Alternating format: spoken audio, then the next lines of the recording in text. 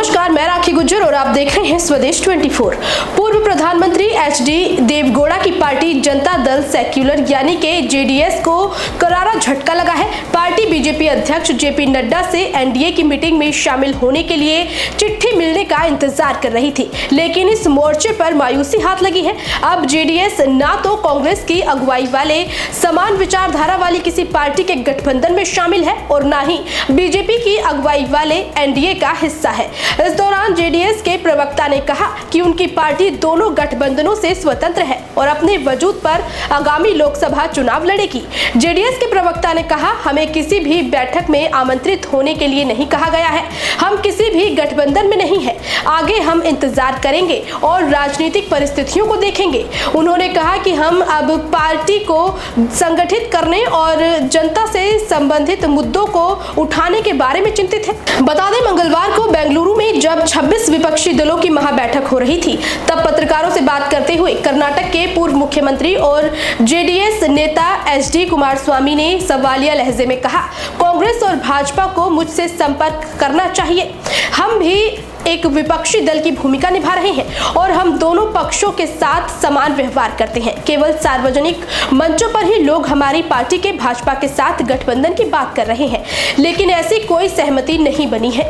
NDA दलों की बैठक में हमारे बारे में चर्चा होगी या नहीं, इसके बारे में भी मुझे कुछ नहीं पता। जानकारी के अनुसार पूर्व प्रधानमंत्री के पूर्व सीएम बेटे का ये बयान ऐसे समय में आया है जब जेडीएस बीजेपी के साथ कर्नाटक विधानसभा में नेता विपक्ष की कुर्सी और 2024 में आगामी लोकसभा चुनाव गठबंधन के मुद्दे पर बात कर रही थी। जेडीएस इससे पहले दोनों यानी कांग्रेस और बीजेपी के साथ मिलकर कर्नाटक में सरकार बना चुकी है। इतना ही नहीं, 2019 में जेडीएस ने कांग्रेस के साथ मिलकर लोकसभा का चुनाव भी लड़ा था। बता दें कि एक दिन पहले ही कुमारस्वामी के पिता और जेडीएस के नेता एचडी देवगौड़ा ने कहा था कि वो एनडीए की बैठक में शामिल होंगे, लेकिन जेपी नड्डा के न्योते का इंतजार कर रहे हैं। उन्होंने कहा था कि आगे की रणनीति उसी पर निर्भर करेगी। पूर्व प्रधानमंत्री ने कांग्रेस की अगुवाई वाले 26 दलों की बैठक में शामिल होने से इनकार कर दिया था।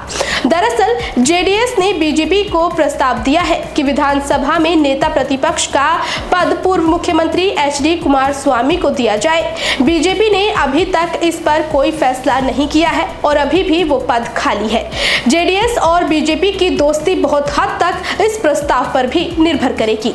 बता दें कि दोनों ही पार्टियों के सीनियर नेता कर्नाटक में आगामी लोकसभा चुनावों के मद्देनजर चुनाव पूर्व गठबंधन करना चाहते हैं। दोनों ही दलों में इस पर कई दौर की चर्चा भी हो चुकी है, लेकिन अभी तक उसका औपचारिक ऐलान नहीं हो सका है। वहीं कर्नाटक में ये दोस्ती इसलिए भी अहम है क्योंकि राज्य में लोकसभा की 28 सीटें हैं। फिलहाल 25 सीटों पर बीजेपी का कब्जा है, लेकिन हालिया चुनाव के नतीजों में बीजेपी की चिंता बढ़ गई है, तो वहीं जेडीएस की भी बीजेपी के साथ गठबंधन करने की मजबूरी है। विधानसभा चुनाव में मिली हार के बाद पार्टी लोकसभा चुनाव में बेहतर प्रदर्शन करना चाह रही है, इसीलिए बीजेपी के साथ दोस्ती का हाथ बढ़ाया था।